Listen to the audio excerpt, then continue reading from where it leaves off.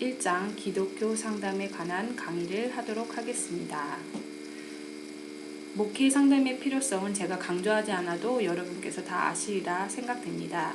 실제로 한 연구조사에 의하면 미국인 중 40%는 개인적인 문제를 성직자와 논의한다는 연구조사가 나왔습니다. 또한 여러 설문지에서 대부분의 목회자는 상담 훈련 받기를 원하며 특별히 가족 문제 상담에 관한 훈련을 받기를 원한다는 연구조사들이 있습니다. 기독교 상담은 세 가지로 크게 나눌 수 있는데요. 첫 번째는 하나님 중심의 상담입니다. 모든 만물의 궁극적인 목적은 하나님이십니다. 그렇기 때문에 상담 안에는 하나님, 상담자, 내담자가 구성원이며 상담의 중심은 바로 하나님이십니다. 두 번째는 성경 중심의 상담입니다. 성경에 근거한 기독교 세계관과 가치관으로 내담자가 성경적으로 의사결정을 할 수 있도록 조력하는 데 기독교 상담의 중심이 있습니다. 세 번째 기독교 상담의 중심은 회복 치유의 중심입니다. 하나님으로부터 단절되어 타락하고 변질된 인간의 본성을 회복 치유하여 예수 그리스도의 형상을 담도록 조력하는 데 있습니다. 여기에는 영적 회복, 도덕적, 관계적, 정신적, 그리고 육신의 회복, 이 모든 것을 다 포함하는 것입니다. 예를 들면 예수님의 사역이 바로 치유의 사역이었고, 여기에는 영적 회복뿐만 아니라 관계적, 도덕적, 또 정신적, 그리고 육체도 하나님께서 돌보셨음을 우리가 알 수 있습니다. 변화의 5단계가 있습니다. 첫 번째는 사전 단계인데요. 사전 단계는 문제의 원인에 대한 무지 및 변화에 대한 의지가 결여된 단계입니다. 이 단계에는 내담자가 본인의 의지가 아니라 타인의 강요에 의해서 상담을 시도하는 경우입니다. 이런 경우 내담자는 타인이나 상황이 변화되기를 기대하기 때문에 자신의 변화를 거부하는 태도를 보입니다. 변화의 두 번째 단계는 숙고 단계입니다. 문제를 인식하지만 나중에 해결하려는 태도를 보이는 단계입니다. 즉, 실천하려는 의지가 결여되어 있기 때문에 새로운 변화나 시도에 대해서 고민하고 변화를 두려워하는 그런 단계입니다. 세 번째 단계는 준비 단계입니다.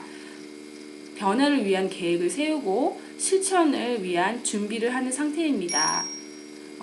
변화를 주는 것에 대한 시도에 대해서 혼란을 느낄 수 있는 단계입니다. 네 번째 단계는 실천 단계입니다. 이 단계는 구체적이고 실제적인 그런 어떤 행동 변화를 보이는 단계입니다. 이 단계에는 실제적으로 생각을 행동으로 실천하는 단계입니다. 그러나 이 단계에서는 변화 전후로 회귀하려는 유혹에 대한 죄책감이 있습니다. 예를 들면 금연을 하려고 했던 내담자가 금연을 생각할 때 스트레스를 받고 어려운 일이 생길 때 다시 흡연을 하고 싶은 상태로 돌아오고 싶습니다. 이것이 바로 실천 단계에서 유혹을 느끼고 죄책감을 느끼는 그런 상태입니다. 다섯 번째 단계는 유지 단계입니다. 이 단계는 변화를 유지하고 문제가 재발되지 않도록 노력하는 단계입니다. 이 단계에는 긍정적인 자아상을 갖게 되고요. 또 내담자가 타인에게 도움을 요청할 수 있는 그런 단계입니다. 그래서 이 변화의 5단계를 우리가 실제로 상담에 적용할 때 먼저 중요한 것은 내담자가 지금 어떤 단계에 있는지 진단하는 것이 중요합니다. 모든 내담자가 같은 단계에 있다고 판단하면 안 됩니다. 또한 여기서 서두르면 안 됩니다. 또 변화가 됐더라도 전 단계로 변화 전후로 회귀될 수 있습니다. 스트레스를 받고 어려움이 생기면 변화 전후로 돌아갈 수 있다는 것을 상담자는 염두하셔야 하는 것입니다. 그래서 적절한 시기에 적절한 상담을 제시하는 것이 중요한데요. 예를 들어 사전 단계에 있는 내담자는 변화될 준비가 되어 있지 않습니다. 이런 단계에 있는 내담자에게 변화를 강요하거나 종용할 때 내담자는 오히려 상담에 대해서 거부 반응을 일으킬 수 있습니다. 즉, 내담자의 단계를 진단하고 내담자의 의견과 생각을 존중하는 상담을 제시하는 게 아주 중요합니다. 지금 내담자가 어떤 단계에 있는지 여러분께서 고민하셔야 하는 것입니다. 기독교 상담의 목적에 대해서 말씀드리겠습니다. 저희가 기독교 상담의 목적은 궁극적으로 개인의 성화 과정을 도와 내담자가 하나님과 더 가까워지고 예수님을 더 본받는 데 있는 것입니다. 그래서 기독교 상담의 방향성은 세 가지로 나눠질 수 있는데요. 첫 번째로는 위로는 하나님을 알고 하나님을 경배하는 것이고, 안으로는 이웃을 섬기고 사랑을 나누는 것입니다. 그리고 밖으로는 온 세상을 제자 삼는 데 있습니다. 여기서 기독교 단계별 상담 목표가 나옵니다. 1차 목표는 내담자가 직면한 문제를 해결하는 것입니다. 즉, 초점이 바로 위기 상황, 바로 직면한 문제를 해결하는 것입니다. 이럴 경우에는 단기간에 상담이 진행됩니다. 2차 목표는요, 내담자의 행동 양상과 환경 변화를 추구하는 목표입니다. 이것은 왜곡된 신념이나 습관적인 행동 또는 인간관계 스타일의 변화를 주려고 하는 데 목표를 두고 있습니다. 한 사람의 신념이라든지 행동이라든지 인간관계 스타일은 아주 오랫동안 지속되어 형성되어 왔기 때문에 상담이 장기간이 걸립니다. 마지막 3차 목표는 바로 궁극적인 목표입니다. 내담자가 하나님 안에서 영적으로 성숙될 수 있도록, 성화되고 하나님의 선한 청지가 될 수 있도록 추구하는데 바로 우리의 3차 목표, 궁극적인 목표가 있습니다. 두 번째 장, 상담자의 실수 및 취약성에 대해서 강의하도록 하겠습니다. 상담자가 종종 하는 실수들이 있습니다. 상담 대신 잡담하는 것입니다. 상담은 어떤 방향성을 두고 하는 대화입니다. 잡담이 아닙니다. 또한 또 하나 굉장히 많이 하는 실수 중에 성급함이 있습니다. 내담자가 준비가 되지도 않았는데 상담자가 본인의 계획을 가지고 본인의 어떤 방향성만을 가지고 그것을 요구하고 성급하게 나아가면 내담자는 마음의 문을 닫습니다. 또한 신문하는 태도입니다. 무슨 죄를 졌는지 판단했는지 등의 그런 신문하는 태도는 내담자에게 거부감을 일으킬 수 있습니다. 또한 무례함, 정죄하거나 판단하는 것들, 또한 상담자가 지나치게 감정적으로 개입해서 화를 내거나 아니면 내담자의 어떤 상황에 지나쳐으로 감정적으로 반응하는데 이런 것들이 또 실수가 있습니다. 또한 상담자의 진실되지 않은 태도, 또 상담자가 방어적인 태도로 나왔을 때 이런 것들은 상담을 방해하는 요소가 됩니다. 상담자의 취약성, 바로 약점은 조종입니다. 다시 말하자면 상담자는 상담에 주도성을 갖고 있어야 됩니다. 주도성을 갖고 있어야 되는데 내담자가 상담을 조종하게 만드는 것입니다. 또한 정서적으로 내담자와 얽힐 때 많은 감정들이 개입되고 상담자 개인의 어떤 문제라든지 감정적인 것들이 내담자와 얽혔을 때 문제가 생길 수 있습니다. 또한 내담자가 저항할 수도 있습니다. 내담자가 변화하기를 거부하고 하나님의 말씀대로 순종하여 살기를 거부할 때, 그럴 때 상담자의 취약성이 나타납니다. 또한 상담자와 내담자 안에 어떤 성적인 문제, 이성적인 감정이라든지 그런 성적인 문제가 있을 때, 그럴 때 상담이 어려움이 됩니다. 상담 관계 안에서 이성 문제는 굉장히 중요한 문제입니다. 상담자는 상담자와 내담자가 상담 관계 안에서 동료의식과 온정이 깊어질 때 이성적인 끌림으로 이어지는 위험한 가능성을 항상 인식할 필요성이 있습니다. 즉 우리는 상담을 할 때 언제나 지속적으로 기도하고 말씀을 묵상하고 성령의 보호하심을 의존해야 합니다. 또한 죄에 대해서 지속적으로 회개해야 하는 것입니다. 파워포인트에 상담자의 연약함을 인식할 수 있는 자기 점검 테스트가 있습니다. 여러분께서 한번 보시기를 바랍니다. 상담자가 어떤 이성적인 문제에 어려움이 생기는 그런 위험 신호에 대해서 말씀드리겠습니다. 내담자가 상담자에 대해서 지나치게 의존하는 경우 문제가 발생할 수 있습니다. 또한 내담자가 지나치게 긍정하고 칭찬하는 것, 필요 이상 칭찬하는 것, 그것도 어떤 위험 신호가 될 수 있습니다. 또 내담자가 외롭다고 불평할 때, 잦은 불평을 할 때 또 위험 신호가 될 수 있습니다.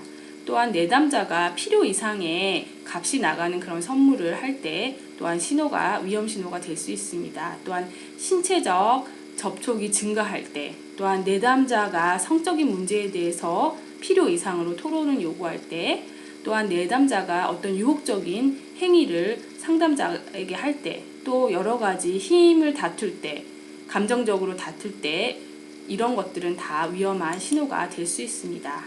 또 상담자 안에서 내부적인 신호가 있을 수 있습니다. 내담자를 상담 이후에도 지속적으로 생각하는 경우가 있습니다. 또한 내담자를 자신의 배우자와 비교하는 경우, 또한 특정 내담자를 다른 내담자보다 특별 대하고 편애할 때, 또한 잦은 전화통화 및 어떤 모임이라든지 사교 모임, 참석이라든지 상담 시간을 필요 이상으로 연장한다든지 너무나 잦은 상담 횟수, 이런 것들은 상담자 안에 문제가 있다는 어떤 신호를 주는 것입니다. 또한 내담자에 대해서 환상을 갖는 경우, 또한 상담자의 개인 문제를 내담자와 공유할 때, 이런 것들은 내부적인 신호로서 상담이 위험한 관계로 가고 있다는 것을 신호를 주는 그런 신호들입니다. 이럴 때 상담자는 선긋기, 즉 한계를 지어야 합니다. 명확한 인간관계를 짓는 것은 부적절한 내담자의 이성관계를 막는 방편입니다. 그렇기 때문에 상담 시작 전에 내담자와 함께 얼마나 오랫동안 상담을 할 건지, 아니면 얼마나 자주 만날 것인지, 즉 상담 횟수, 상담 시간, 상담 빈도를 미리 정하고 그것들을 문서화하는 것이 가장 좋은 방법입니다. 또한 상담 이외에 개인적으로 긴 통화를 피하는 것도 한계 짓기에 좋은 방법입니다. 또한 내담자가 털어놓는 성적 주제에 대해서 간결하게 말을 끊고 또한 다른 화제로 전환하는 것도 한계 긋기에 좋은 방법입니다. 여러분 기억하시기를 악은 어떠한 형태라도 피하셔야 합니다. 또한 상담 치유 관계를 벗어나는 친밀함을 피하는 것도 중요합니다. 즉 필요 없는 신체적 접촉을 피하는 것이 굉장히 중요합니다. 또한 상담자가 자기 방어를 하는 것이 중요합니다. 상담자 자신의 욕구와 압력에 대해서 인식하는 것, 자신의 필요가 무엇인지 인식하는 것 굉장히 중요합니다. 또한 정기적으로 멘토와 친구나 조력자와 대화하는 것 중요합니다. 또한 내담자와 신체적 접촉을 할 수만 있다면 피하는 것이 가장 좋습니다. 전혀 하지 않는 것이 가장 바람직합니다. 또한 내담자와 상담 또는 목회 상담 이외에 다른 인간관계 피하는 것이 좋습니다. 또한 상담 시간을 제한하는 것, 예를 들면 1시간으로 제한해서 그 시간 이후에는 다음에 만나는 것으로 약속을 정하시는 것이 좋습니다. 또한 내담자에게 필요 이상의 자기 개인사라든지 자기 노출, 자기의 상처라든지 고민이라든지 이런 것들을 공유하는 것을 피하는 것이 좋은 자기 방어입니다. 3장 소진에 대해서 강의하도록 하겠습니다. 소진을 정의하자면 과로로 인한 감정적으로 피로를 느끼는 현상으로 능률 저하나 스트레스에 노출될 때 발생하는 것입니다.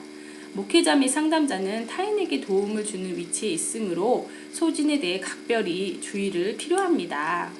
소진의 원인은 여러 가지로 나타날 수 있는데요. 삶이나 사역에 있어서 흥미나 열정을 잃은 경우, 또한 건강하지 않은 인간관계, 또 자신의 필요에 대해서 무관심 또는 인식하지 못할 때, 예를 들면 잠을 자야 하고 적당한 식사를 해야 되고 운동을 해야 되는데 이런 것들을 사역 때문에 바쁘다는 이유로 무시하고 무관심할 때 소진의 원인이 될 수 있는 것입니다. 또한 경험 부족 등으로 인해서 사역에 대한 자신감이 결여됐을 때 소진이 발생할 수 있습니다. 또 개인 삶에서 에너지를 얻지 못할 때, 예를 들면 개인 삶에서 어떤 동기부여를 얻지 못하고 즐거운 것들이 없을 때 소진의 원인이 될 수 있습니다. 또 사역의 완벽함을 추구해서 어떤 실수도 받아들일 수 없을 때 소진의 원인이 될 수 있습니다. 또 지속적인 스트레스나 개인의 예전의 트라우마들 이런 것들도 소진의 원인이 될 수 있습니다. 내담자 및 성도의 타당하지 않은 요구에 대해서 적절하게 거절을 회피할 때 이럴 때 소진의 원인이 될 수 있습니다. 내담자의 긍정적인 변화만을 목회 상담 또는 목회 사역의 성공으로 인식할 때 조금의 실패에도 소진이 올 수도 있습니다. 자기 소진을 예방하는 자기관리가 굉장히 중요합니다.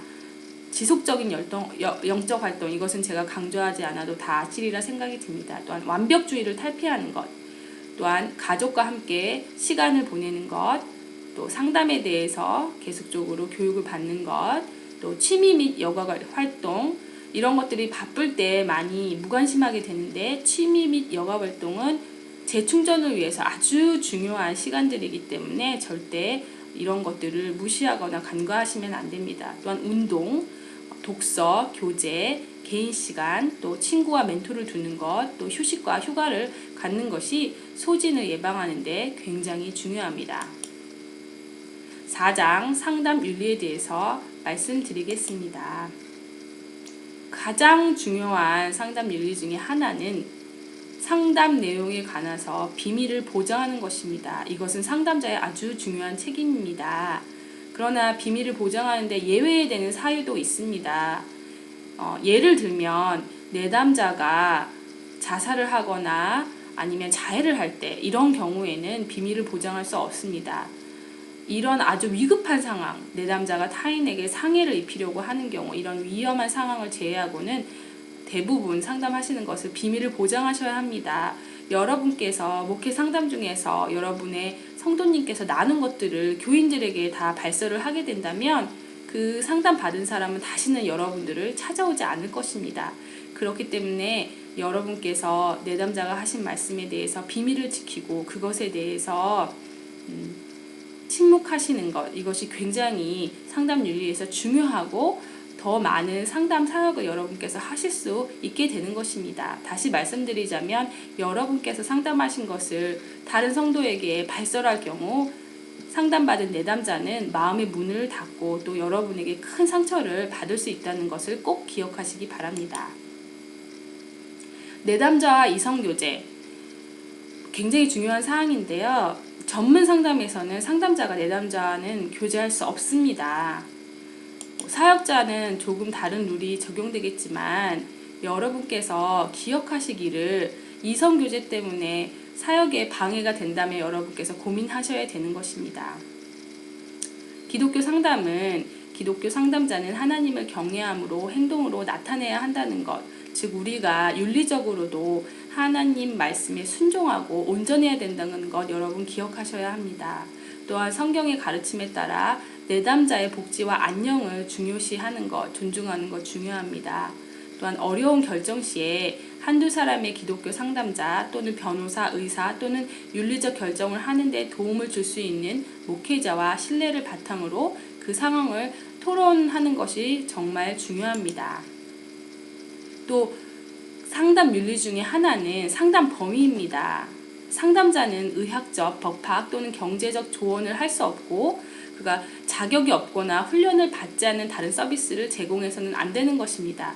여러분이 의사가 아니기 때문에 진단을 할 수 없듯이 아주 심각한 정신질병을 앓고 있는 그런 내담자가 성도님이 여러분을 찾아온다면 여러분께서는 그런 분들을 여러분이 상담사도 아니고 여러분께서 의사도 아니기 때문에 그런 분들을 전문가에게 위탁하는 것이 굉장히 중요합니다. 즉 여러분들이 할 수 있는 영역을 아시고 상담의 범위가 내가 할 수 있는 상담 범위가 어디까지 있는가를 인식하시고 범위 안에서 상담하시고 그 나머지 것들은 더 전문가에게 위탁하시는 것이 중요합니다. 위탁에 대해서 말씀드리겠습니다. 전문 상담에서 내담자의 문제가 상담자의 전문 영역이 아닌 경우는 다른 전문가에게 위탁합니다. 또 내담자의 상태가 호전되지 않았을 때 다른 상담가를 추천합니다. 또한 내담자가 극단적으로 공격적이거나 심각한 정신적 문제를 보일 때 다른 상담가를 추천합니다. 또한 상담 밖에서 내담자와 개인적으로 친밀할 경우 다른 상담자를 추천합니다. 여러 가지 여러분께서 파워포인트를 보시면 알겠지만 가장 중요한 것은 아까도 말씀드렸듯이 여러분이 상담할 수 있는 범위를 인식하는 것이 중요합니다. 그렇기 때문에 여러분께서 할 수 없는 영역은 다른 전문가에게 위탁을 구하는 것이 가장 현명한 방법입니다. 위탁의 구체적인 예에 대해서 제가 잠깐 말씀드리자면요.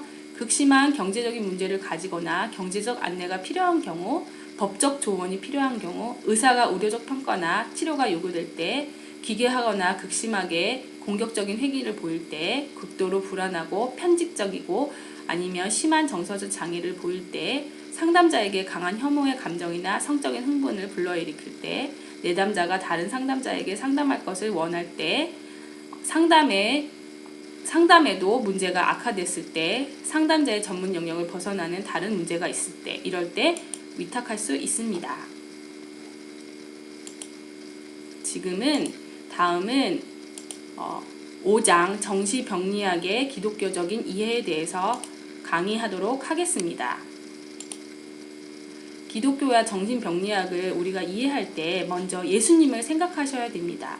예수님의 사역은 바로 치유의 사역이었고 거기에는 영적인 부분뿐만 아니라 정신적인 부분 또 육적인 부분도 있습니다. 예를 들면 예수님께서 굶주린 군중들에게 오병이어로 먹이셨던 것을 여러분 기억하시기를 바랍니다. 여러분, 예수님께서는 병자를 고치셨습니다. 즉 예수님께서는 우리의 육적인 부분도 그분께서 치유하셨습니다. 인간을 이해할 때 뇌가 굉장히 중요합니다. 사람의 영혼은 주로 뇌에 기반을 두기 때문입니다. 왜냐하면 뇌를 통하여서 우리가 감정을 갖게 되고 의사결정을 하게 되고 생각을 하기 때문입니다. 그래서 뇌와 영혼은 서로에게 크게 영향을 줍니다. 그런데 참 신기한 것은 뇌는 유전적인 요소와 여러 생물학적인 요소에 의해서 영향을 받습니다. 또한 뇌는 인간의 관계적, 정신적인 경험에 의해서 또 형성되기도 합니다. 즉 뇌는 유전적인 부분과 또 우리가 살아가면서 쌓는 경험들, 인간관계에 의해서 형성되는 것입니다. 이것들이 우리의 영혼에 영향을 주는 것입니다. 우리의 경험과 우리의 타고난 어떤 유전적인 요소로 인해서 우리가 어떤 감정을 느끼고 또 의사결정을 할 수 있는 것입니다. 그렇기 때문에 정신인 병리학을 이해하는 것이 굉장히 중요합니다. 인간의 타락은 생리학적, 정신적, 관계적, 영적, 윤리, 도덕적인 문제를 야기시킵니다. 병리학이라고 하는데 병리학은 인간의 신체에 대한 어떤 장애에 대한 연구고요. 정신병리학은 영혼의 장애에 관한 연구입니다. 그래서 여기 파워포인트에 보시면은 제가 조그마한 표를 하나 만들었습니다. 여기 생리학적, 가장 밑에 생리학적, 그 다음에 심리적, 관계적, 영적, 윤리, 도덕적 그런 표를 만들었는데요. 정신병리학은 이 세 가지 생리학적, 심리적, 관계적, 영적, 윤리, 도덕적인 모든 문제를 다루는 것입니다. 생물학적 문제를 예를 들면은 어떤 유전적인 문제, 호르몬, 뇌신경 물질 등을 말할 수 있고요. 심리적인, 관계적인 문제는 어떤 개인의 사고, 행위, 관계 등을 우리가 생각할 수 있습니다. 또 영적인, 윤리, 도덕적인 문제는 죄와 관련된 하나님의 관계, 잘못된 어떤 의사결정 등을 우리가 들 수 있는데요. 중요한 것은 많은 사람들이 정신병리학을 아주 단순하게 이해하는 것입니다. 예를 들면 자연주의자들은 모든 정신병리학의 원인을 자연적인 원인으로 귀착시킵니다. 예를 들면 모든 문제를 생물학적인 원인, 즉 가족관계라든지 유전적이라든지 모든 인간의 문제를 어떤 스트레스라든지 유전적인 것으로 모두 귀착시키는 것입니다. 또 다른 극단은 모든 것을 교훈주의로 몰고 가는 것입니다. 즉 모든 정신병리학의 원인을 죄와 인간의 의사결정의 원인으로 귀착시키는 것입니다. 그러나 우리가 인간이 한 개인이 의사결정을 하는 데 있어서도 단순히 우리의 어떤 마음과 정신만 포함되는 것이 아니라 우리의 어떤 육적인 상태도 영향을 줍니다. 예를 들면 우리가 몸이 아프고 잠을 며칠 동안 못 자고 음식을 제대로 섭취 못했을 때 우리는 좋은 의사결정을 내릴 수가 없습니다. 즉 우리의 몸도 우리의 의사결정에 큰 영향을 미칩니다. 그렇기 때문에 우리가 아까도 제가 말씀드린 세 가지 영역, 생리적, 심리적, 관계적, 영적, 윤리적, 도덕적 모든 이 세 가지 부분을 아우르고 이해하는 접근이 필요한 것입니다. 예를 들면 목회자는 영적인 부분만 관계하고, 심리상담사는 어떤 정신적인 부분만 관계하고, 의사는 어떤 우리가 생리학적인 것을 관계합니다. 그러나 각 단계의 전문가들이 서로 교류 없이 본인들의 전문 분야만 계속 연구한다면은 우리는 인간을 전체적으로 통합적인 그런 모습으로, 모양으로 인간의 정신병리학을 접근하는 것이 아닙니다. 즉 이것은 분리 접근인 것입니다. 여러분께서 중요한 것은 우리가 목회하고 상담을 할 때 육적인 것들, 관계적인 것들, 영적인 것들 모두 돌볼 수 있고 아우를 수 있고, 우리가 물론 모든 것의 전문가는 아니지만 그런 것들을 무시하고 간과하는 것이 아니라 그런 것들을 아우르고 이해하는 그런 상담이 필요합니다. 또한 제가 말씀드리고 싶은 것은 치유는 어느 단계에서든지 발생할 수 있습니다. 한 단계의 호전 및 치유는 보통 다른 단계에 영향을 줄 수 있습니다. 예를 들어 우리가 아주 오랫동안 어떤 수면 장애로 잠을 설치고 문제가 있던 사람이 그것들을 해결할 때 조금 더 영적으로 더 하나님께 깨어 있을 수 있고 좀 더 감정이나 심리적인 상태들이 안정될 수 있습니다. 마찬가지로 우리가 영적인 문제를 해결했을 때 어떤 심리적인 문제들이 해결될 수 있고, 우리가 예를 들면 어떤 죄를 지어서 죄책감이 있을 때 그 죄책감들은 결국에는 우리에게 심리적으로도 압박을 주고, 그것은 나중에는 화병으로 아니면은 다른 암이라든지 그런 정신적인 문제가 신체적인 문제로 발생될 수 있는 것입니다. 즉, 한 단계의 치유는 다른 단계에 영향을 주는 것입니다. 그렇기 때문에 우리는 모든 단계를 이해하고 아우르는, 통합하는 정신병리학의 접근이 필요한 것입니다. 또한 우리가 염두하실 것은 완전한 치유는 천국에 가기 전까지는 이루어지지 않는다는 것 여러분께서 기억하셔야 합니다. 나머지는 여러분께서 파워포인트를 보시면 아실 것입니다. 마지막으로 제가 말씀드리고 싶은 것은 정신병리학의 기독교적 접근입니다. 기독교인은 모든 단계에 접근을 가능하도록 노력해야 합니다. 모든 치유는 하나님께로부터 나온다는 것 여러분 기억하셔야 합니다. 두 번째, 기독교인은 가장 상위 단계까지 이르도록 노력해야 되는 것입니다. 즉, 우리는 단순히 어떤 우리의 생리학적, 심리적, 관계적인 것을 돌보는 것이 아니라 우리가 최종적으로 영적 문제를 돌볼 수 있도록 우리가 노력해야 하는 것입니다. 또한 기독교인은 필요하다면 가장 하위 단계, 즉 생리학적인 단계부터 접근하고 치유하는 것, 그런 것들을 돌보는 것 중요합니다. 꼭 기억하시기 바랍니다. 6장 상담자의 자격에 대해서 말씀드리도록 하겠습니다. 상담자의 자격에서 가장 중요한 것 중에 하나는 경청입니다. 우리가 경청하지 않으면 좋은 상담을 이끌어낼 수 없습니다. 그래서 제가 처음에 상담 수업을 받았을 때 가장 첫 번째로 배운 기술은 말하고 어떤 특별한 기술을 배운 게 아니라 바로 잘 듣는, 경청하는 기술입니다. 상담자는 말하는 사람이 아니라 사실은 경청하는 사람입니다. 경청하지 않는 상담자는 절대 좋은 상담을 제공할 수 없습니다.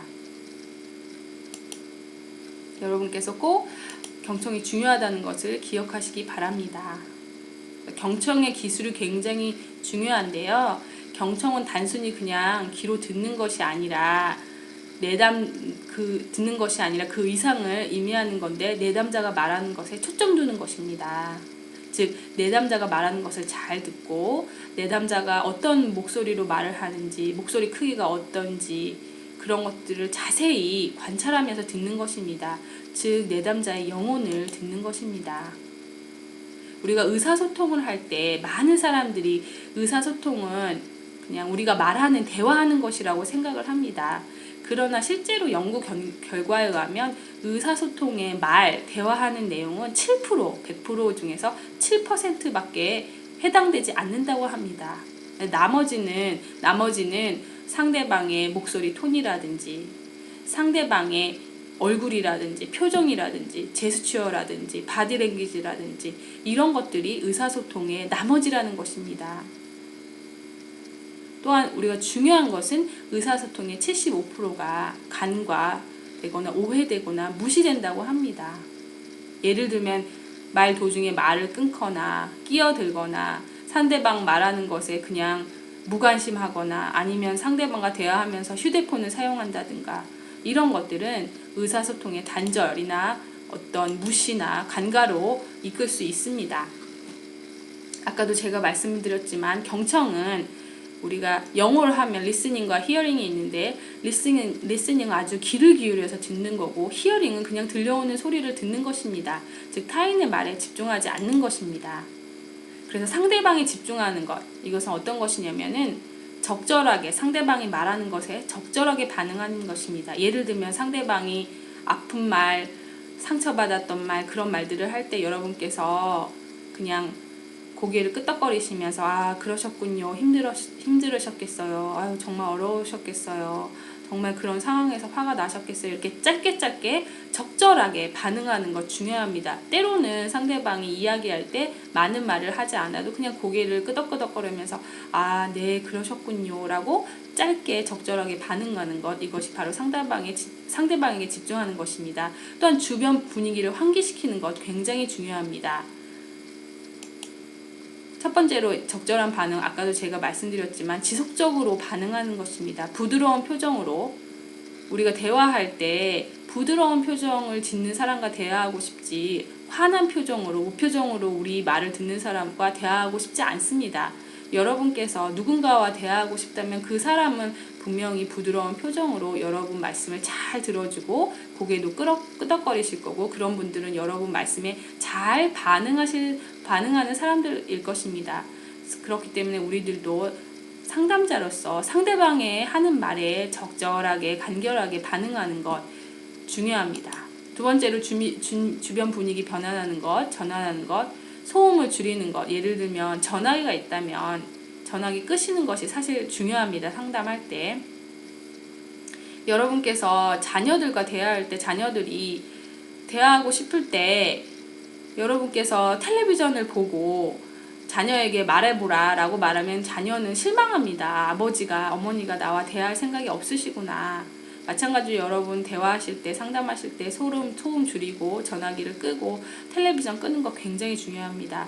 또한 필요시에는 너무 소음이 과하면 장소를 이동하는 것도 중요합니다. 또 적극적인 경청 굉장히 중요한데요. 타인과 대화할 때 상대방의 말을 끊고 자신의 생각을 표출하는 것, 이거는 상담에 있어서 가장 나쁜 기술입니다. 내담자는 자신의 얘기를 들어주기를 원합니다. 그런데 우리 생각이 옳다고 해서 상대방의 말을 끝까지 듣지 않고 그 사람의 말을 중간에 끊고 자르고 우리의 생각을 표출하면 내담자는 더 이상 마음의 문을 열지 않습니다. 또 도움을 요청하는 상대방보다 자신의 의견을 많이 피력하는 경우, 이런 경우도 좋은 경청이 아닙니다. 내담자는 상담자가 자신에게 관심이 없다고 느끼면 어떤 유익한 의견이나 충고도 받아들이지 않습니다. 경청은 나에게 초점을 두는 것이 아니라 상대방에 초점을 두는 것입니다. 절제되지 않은 상담자의 개인 생각은 상담자의 개인의 필요만을 채운다는 것 여러분 기억하시기 바랍니다. 상담자의 자격 두 번째는 관찰하는 것입니다. 내담자를 관찰하는 것입니다. 첫 번째는 비언어적 행동 관찰입니다. 바디랭귀지라고 하죠. 아까도 제가 말씀드렸지만 의사소통은 언어 자체보다는 그런 상징 바로 바디랭귀지. 예를 들면 얼굴이라든지 눈이라든지 눈썹이라든지 입이라든지 움직임이라든지 초점이라든지 전체적인 제스처, 이런 것들이 다 포함되는 것입니다. 여러분께서 기억하시기를 의사소통은 말 자체보다 비언어적 행동에서 나타나는 것을 기억하셔야 합니다. 예를 들면 부부가 싸웠을 때 아내가 남편에게 알았어요, 됐어요, 신경 쓰지 마세요 라고 말을 했을 때 그 의미가 정말 신경 쓰지 말라는 의미가 아니라는 것을 여러분께서는 다 알고 계실 것입니다. 마찬가지로 언어 자체보다는 언어도 중요하겠지만 그 언어를 말하는 그 내담자가 어떤 행동으로 여러분에게 말씀하시는지, 그런 목소리 톤이 굉장히 화난 목소리라든지 얼굴이 굉장히 화난 표정이라든지 그런 것들이 결국에는 내담자의 어떤 의중을 표현하는 거기 때문에 여러분께서 관찰하는 것이 중요합니다. 두 번째로 언어적 행위 관찰 굉장히 중요합니다. 내담자가 무엇에 집중하고 초점을 두는지, 내담자가 무엇을 간과하고 있는지 이런 것들을 관찰하는 것 굉장히 중요합니다. 또한 내담자가 반복적으로 사용되는 언어가 있다든지 컨셉이 있다든지 그런 것들을 여러분께서 관찰하시는 것 굉장히 중요합니다. 그리고 내담자가 명확하고 어떤 현실적인 언어를 쓰는 것이 아니라 굉장히 추상적인 언어를 쓰고 있는지, 그래서 실행에 옮기기가 어려운 건지, 아니면 내담자의 명확한 언어가 추상적인 감정을 이해하는 데 장애가 되고 있는지, 아니면 내담자가 나 중심의 능동적인 언어를 쓰고 있는지, 타인 중심의 수동적인 언어를 쓰고 있는지. 예를 들면 타인 중심의 수동적인 언어라 하면 저 사람 때문에 내가 화가 났고 이런 상황이 나를 이렇게 만들었고, 이런 어떤 언어는 바로 수동적인 언어입니다. 그런데 능동적인 것은 내가 이렇게 느꼈고 내가 이 상황에서 그렇게 했고, 나를 쓰는 어떤 말의 중심을 두는 것은 바로 능동적인 언어이지만 타인이라든지 상황 때문에 자신이 이렇게 됐다라고 말하는 언어는 바로 수동적인 그런 언어입니다. 그렇기 때문에 여러분께서 이런 것들을 관찰하는 것도 굉장히 중요합니다. 또 세 번째는 불일치, 언어 안에 불일치가 있는지. 예를 들면 언어와 바디랭귀지의 불일치. 말은 됐다고 하지만 바디랭귀지가 얼굴이라든지 표정이라든지 아니면 목소리 톤이 화난 표정이면 그것은 사실 언어와 바디랭귀지가 불일치하는 것입니다. 또 언어와 행동이 불일치하는 것, 이렇게 하겠습니다 얘기하고 그것을 행동으로 옮기지 않는 그런 불일치가 있는지, 아니면 내담자의 외부 환경과 지금 상황이 불일치하는지, 아니면 내담자와 상담자의 의견과 생각이 불일치하는지, 그런 것들을 관찰하는 것 굉장히 중요합니다. 또 기타적으로 실제 나이와 정신 연령이 차이가 날 때가 있습니다. 또 자신에 대한 개인적인 경외가 현실적이지 않은 경우, 그런 경우도 우리가 관찰하셔야 합니다. 네, 세 번째 상담 자세를 말씀드리겠습니다. 상담 자세에 4가지 기본 요소가 있습니다. 첫 번째는 얼굴로 정면을 주시하는 것이 굉장히 중요하고, 열린 자세, 여러분께서 그림을 보시면 아실 것입니다. 파워포인트의 열린 자세는 팔을 이렇게 펴고 열린 자세로 있는 것이 있고, 닫힌 자세는 이렇게 팔짱을 켜고 내담자의 말을 듣는 것입니다. 이렇게 팔짱을 켜고 내담자의 말을 들을 때 내담자는 상담자가 관심이 없거나 생각이 없다라고 생각할 수 있기 때문에 열린 자세가 아주 좋은 자세입니다. 또 내담자적으로 약간, 너무 많이는 아니고 내담자적으로 약간 기울여서 듣는 자세, 여러분께서 그 파워포인트의 그림을 보시면 아실 것입니다. 또 네 번째는 눈을 마주치는 거, 아이 컨택이라고 하죠, 영어로. 굉장히 중요합니다. 네 번째, 상담자의 자격 중에 네 번째 중요한 것은 이해하는 것입니다. 이것은 제가 이해하지 않아도, 말씀드리지 않아도 여러분께서 다 아시리라 생각하십니다. 예수님께서는 가늠한 여인을 죄인이라고 정죄하지 않으셨습니다. 기억하시기 바랍니다. 예수님의 성품처럼 내담자를 정죄하거나 판단하지 않고 그 상태에서 이해하고 하나님의 은혜를 나타내는 것 중요합니다. 내담자를 정죄하지 않고 판단하는 것 중요하지만, 그러나 내담자의 어떤 죄악된 행동에 대해서는 성격적으로 기준을 제시하는 것 굉장히 중요합니다. 내담자의 가치관을 존중하는 것 굉장히 중요합니다. 단 기독교 상담에서는 내담자에게 기독교 가치관의 본을 보이셔야 합니다. 상대방의 경험을 이해하는 것 굉장히 중요합니다. 내담자가 이야기하는 것에 공감하는 것, 상담의 기술 중에 정말로 중요한 것 중에 하나는 공감하는 것입니다. 공감하지 않을 때 내담자는 여러분에게 아무 얘기도 하지 않을 것이고 속이 깊은 상처를 얘기하지 않을 것입니다. 그래서 공감할 때 여러 가지 주의점이 있는데, 아까도 제가 말씀드렸지만 내담자의 말을 끊고 상담자 자신의 이야기를 하는 것, 이것은 상담을 아주 방해하는 요소입니다. 또 내담자의 생각을 정죄하고 판단하는 것, 예를 들면 별것도 아니네요. 그거는 굉장히 잘못한 것이네요. 다 듣지 않고 판단을 하는 것, 내담자의 마음에 상처를 주는 것입니다. 또 내담자의 고민은 아주 가벼운 고민이라고 판단하는 것입니다. 별것도 아닌 것 때문에 고민하시네요. 이런 말들은 내담자에게 큰 상처를 줄 수 있습니다. 또 내담자의 말을 다 듣기도 전에 성급하게 해결 방법을 제시할 때, 그럴 때 내담자는 이해받지 못했다고 생각하기 때문에 여러분들에게 다시는 상담을 원하지 않을 것입니다. 5번째는 자아인식입니다. 굉장히 중요한데 바로 상담자의 자아인식입니다. 상담자가 본인이 영적으로 얼마나 성숙했고 자신의 한계는 무엇이고 자신의 약점은 무엇이고 자신의 강점은 무엇인지, 내가 상담을 할 때 무엇이 부족한지 이런 것들을 인식하는 것 굉장히 중요합니다.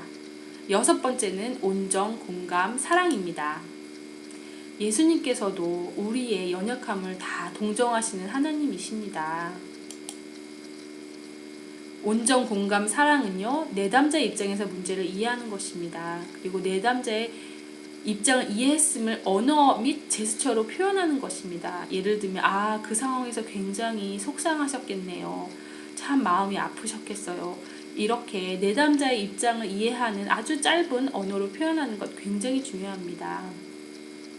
내담자의 위치, 내담자의 문제, 상황, 영적 성숙 단계들을 진단하기 위해서는 먼저 따뜻한 말로 또 공감하고 사랑으로 내담자가 마음을 열 수 있도록 인도하는 것이 굉장히 중요합니다. 아까도 제가 말씀드렸지만 공감이 굉장히 중요한데요. 공감의 정의는 내담자와 함께 느낄 수 있으며 내담자가 세상을 보는 방식으로 세상을 볼 수 있는 능력으로 정의될 수 있습니다. 즉 내담자를 가능한 한 충분히 이해하려는 상담자의 임무입니다. 즉 내담자의 시각과 감정으로 내담자를 이해하고 내담자의 입장에서 이해하는 것입니다. 아까도 말씀드렸지만 내담자의 감정 상태를 언어로 표현하는 것, 너무 힘드셨겠어요. 정말 고생스러우셨겠네요. 정말 걱정되시겠어요. 너무 그 상황에 너무 속상하셨겠어요. 이렇게 내담자의 감정 상태를 언어로 표현하는 것, 이런 것들이 바로 공감의 표현인 것입니다. 7번째, 영적 훈련. 이것은 제가 여러분께 강조하지 않아도 여러분께서 다 아시리라 생각이 됩니다. 규칙적인 개인 그룹 성경 공부, 기도, 예배하는 것 중요합니다. 8번째, 소망. 굉장히 중요합니다. 효율적인 상담자는 그리스도 안에서 소망을 항상 강조하는 것이 중요합니다. 여러분께서 만나는 상담자 중에, 내담자 중에 혹은 성도님 중에 이 생애에 치유가 불가능한 분들도 계실 수 있습니다. 예를 들면 불치의 병을 앓고 있거나 아니면 아주 극심한 어떤 정신장애를 앓고 있거나, 이런 경우에 어쩌면 이 세상에서 이 현실 세계에서 온전한 치유를 경험하지 못하실 수도 있습니다. 그러나 우리는 예수 그리스도 안에 소망이 있고 천국에 소망이 있기 때문에 이런 것들을 강조하고 여러분께서 끊임없이 기도하시고 소망을 두시는 것 굉장히 중요합니다. 9번째, 아까도 제가 잠깐 말씀드렸지만 윤리, 건강한 관계 중요합니다. 말씀드렸듯이 비밀 유지하는 것 굉장히 중요합니다. 또 내담자와 건강한 인간관계에 갖는 것 중요합니다. 10번째는 정직함과 진실함입니다. 이것은 제가 강조하지 않아도 여러분께서 다 아시리라 생각하고요. 11번째는 차분한 태도입니다. 여러분께서 상담을 하실 때 아주 차분하고 아주 차분하고 얌전하게 굉장히 온화로운 태도로 이렇게 상담하는 것을 굉장히 중요합니다. 그렇게 되기 위해서는 여러분께서 어떤 자기에 대한 객관적인 태도와 자기 통제를 유지하는 것 중요하고, 특별히 개인 스트레스를 관리하는 것이 굉장히 중요합니다. 또한 내담자의 신뢰를 형성하는 게 굉장히 중요한데요. 내담자와 신뢰를 형성할 수 있는 여러 가지 그런 요소들이 있는데, 그 중에 상담에서 볼 때 그 중에 가장 중요한 것은 아까도 말씀드렸지만 비밀을 보장하는 것입니다. 여러분들이 들은 것, 상담한 것, 타인에게 발설하지 않는 것, 여러분의 배우자까지도 발설하지 않는 것, 이런 것들 굉장히 중요합니다. 또한 신뢰 형성에 있어서 공감하고 경청하는 것, 말을 끊고 개인의 생각을 표출하는 것이 아니라 먼저 들어주고 그 마음을 이해해주고 공감해줄 때 내담자는 여러분을 신뢰할 수 있습니다. 여러분께서 중요하게 생각하실 것은 상처가 많으면 많을수록, 그런 성도일수록 상담자를 신뢰하는데 시간이 아주 오래 걸립니다. 물론 예외도 있겠지만, 특히 과거에 아주 심한 트라우마를 겪었거나, 예를 들면 성폭행이라든지 부모의 지속적인 학대라든지, 아니면 그 전에 어떤 영적 지도자에게 어떤 영적인 학대를 당한 그런 성도님들은 여러분을 신뢰하는 데 있어서 굉장히 오래 시간이 걸릴 수도 있습니다. 그럴 때 여러분께서 인내심을 가지고 이해하시고 먼저 경청하시고 먼저 이해하시고 온정을 베푸는 것이 굉장히 중요합니다. 또한 여러분의 개인적인 불안이나 근심을 억제하는 것 굉장히 중요합니다. 여기에서는 아까도 말씀드렸듯이 소진을 피하는 것, 그 다음에 균형 잡힌 개인 시간, 예를 들면 어떤 휴식, 여가 활동 이런 것들을 계속하고 육체적으로 관리하는 것, 운동하는 것, 규칙적인 음식을 섭취하는 것, 규칙적으로 수면하는 것 이런 것들이 굉장히 중요합니다. 여러분께서 마태복음 22장 예수님께서 말씀하시기를 내 마음을 다하고 목숨을 다하고 뜻을 다하며 주 너의 하나님을 사랑하라 하셨으니 이것이 크고 첫째 되는 계명이요 둘째도 그와 같으니 내 이웃을 내 자신같이 사랑하라 하셨으니 이것이 바로 상담자의 마음입니다. 바로 하나님을 우리 우선순위에 두고 하나님의 나라를 위해서 우리 주변에 있는 성도님들 또 양들 그들을 정말 우리의 몸과 같이 사랑하고 사랑과 온정을 베푸는 것 그리고 그들이 하나님 안에서 영적으로 성숙하고 하나님 말씀에 순종할 수 있도록 우리가 이끄는 것 그것이 바로 기독교 상담인 것입니다.